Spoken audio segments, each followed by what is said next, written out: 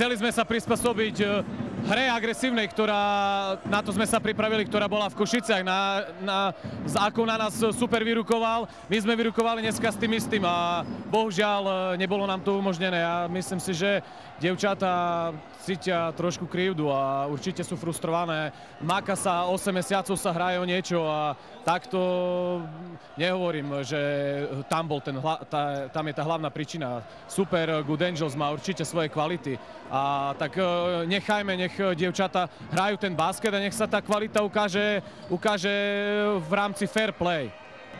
Je to 2-0, super hra doma, v prvý zápas sme tam prehrali vysoko, ale určite budeme bojovať a v poslednom zápase nemáme čo strátiť, takže pôjdeme si zahrať skúti basket. Samozrejme sa ako v každom zápase pokúsime o víťazstvo a možno motýka vystrelí.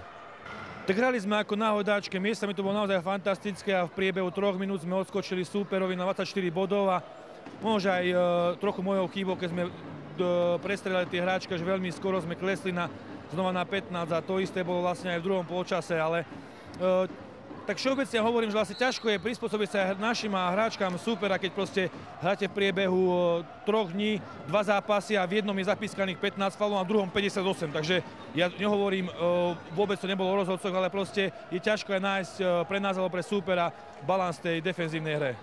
Tak ako pískali faul na našu stranu, takisto na druhú stranu, len hovorím, že nechcem niekoho uraziť, ale proste hrajú 2 týmy, ktoré sú v najlepšej štvorke a tí rozhodcovia musia hľadať ťažké situácie a pískať ťažké situácie a nie každý kontakt.